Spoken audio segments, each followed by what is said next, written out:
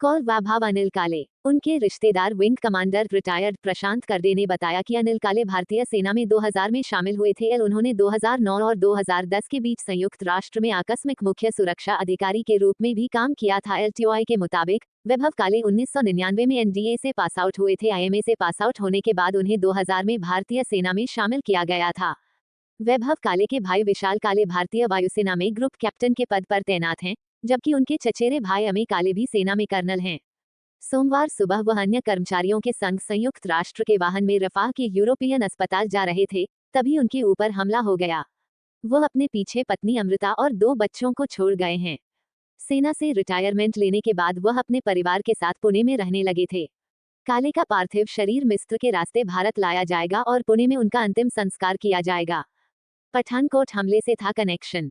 TI में छपी report के मुताबिक वैभव काले ने पठानकोट एयरबेस पर 2016 के हुए आतंकवादी हमले को रोकने में भी अहम भूमिका निभाई थी। उनके करीबी दोस्त लेफ्टिनेंट कर्नल होंगे ने बताया कि काले पठानकोट हमले के समय भारतीय सेना की 11 जम्मू कश्मीर राइफल्स बटालियन की कमान संभाल रहे थे। उन्होंने और उनकी यूनिट ने उस ऑपरेशन में अहम भूमिका निभाई थी।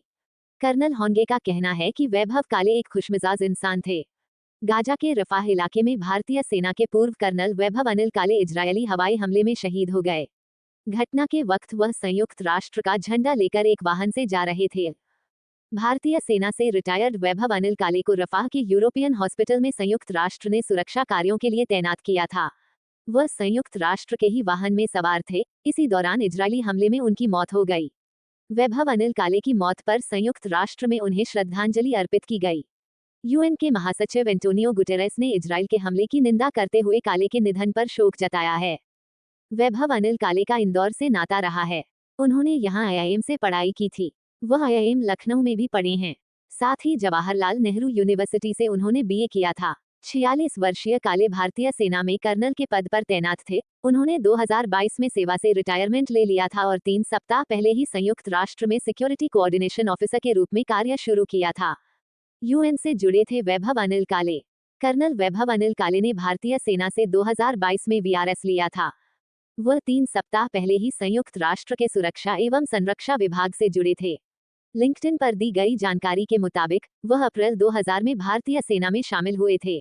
उन्होंने 2009 से 2010 तक संयुक्त राष्ट्र में मुख्य सुरक्षा अधिकारी के तौर पर अपनी सेवाएं दी थीं। वैभव ने दिल्ली के जवाहरलाल नेहरू यूनिवर्सिटी से बिहेवियरल साइंस और अंतर्राष्ट्रीय मानवीय कानून में ग्रेजुएशन की डिग्री हासिल की थी। उन्होंने लखनऊ और इंदौर के आईआईएम समेत अन्य संस्थानों से भी पढ़ाई की थी।